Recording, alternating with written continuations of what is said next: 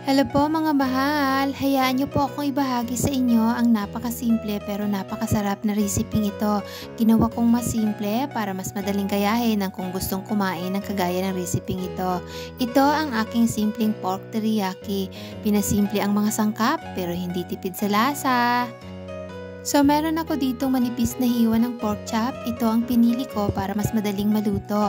At nagayat ako dito ng sibuyas. Hindi po natin kailangan ng marami, ang kalahati ay pwede na. At para may gulay ang aking teriyaki, naghiwa ako dito ng carrots. At kung wala kayong carrots, pwede na kahit bell pepper. Pwedeng-pwede ito para sa ating pork teriyaki. Kailangan din natin dito ng cornstarch at ito ay ating itutunaw sa 1/2 cup of water. At heto pa po ang iba pang mga sangkap ng ating pork teriyaki. Sundan lang po sa aking video at sa caption na kung ano ang ginawa ko. Sa ating pork teriyaki, hindi po natin kailangan ng mahabang oras dahil in less than 20 minutes, meron ka ng napakasarap na pork teriyaki. So umpisahan nating haluin ang ating sauce. Nilagay ko ang ating bawang, toyo at naglagay ako dito ng 2.5 tablespoon ng honey. At kung wala po kayong honey, pwede na kahit asukal lang. Huwag pong problemahin dahil pwede ditong gamitin ang asukal. Pero mas maganda kapag brown na asukal ang gagamitin nyo. Kailangan din natin dito ng paminta at naglagay ako ng mirin dito para mas malambot ang ating karne. And after, naggadgad ako dito ng luya. Pwede na kahit i-chop nyo lang ang luya pero isama nyo ito sa pag-isa mamaya. And after, haluin natin ito hanggang sa lahat ng mga ingredients ay mag-combine. Sa ating recipe po, hindi mo kailangan ng maraming sangkap.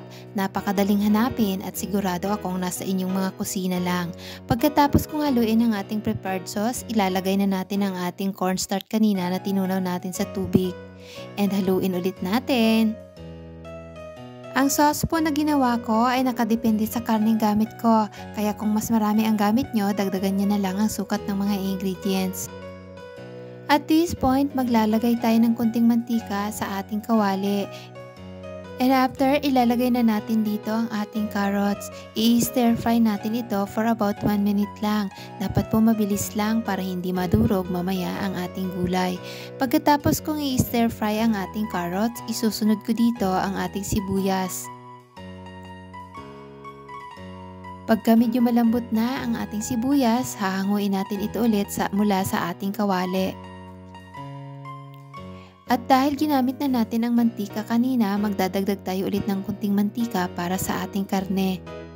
Ipiprito natin ang ating pork chop for about 1 minute each side.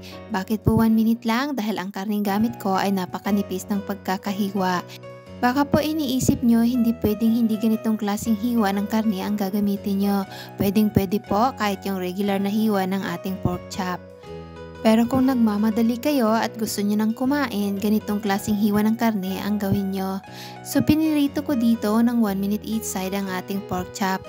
At saka ko ilalagay ang ating prepared sauce kanina. Pakukuluin natin ito for about 5 to 6 minutes. Bakit ganito kabilis? Dahil ang karneng gamit ko ay napakanipis. And after 6 minutes, heto na ang ating karne. Luto na siya. Kailangan lang natin itong patuyuin ng bahagya, saka natin ilalagay ang ating carrots kanina at saka sibuyas. And heto na nga, inilagay ko na ang ating sibuyas at carrots. Pero para mas maging masarap at mukhang nakakatakam ang ating ulam, heto naglagay ako ng dahon ng sibuyas. Patutuyuin lang natin ng bahagya ang sauce dito at ready na natin itong enjoy. And this is it, it's done. Isasalin lang natin dito sa ating pinggan at ihanda na ang ating kanin mga mahal. But wait, para mas maging masarap, naglagay ako dito ng sesame seeds. Thank you for watching mga mahal. Until my next video, bye for now. At kung bago ka sa aking channel, palambing naman ng subscribe dyan. Thank you for watching!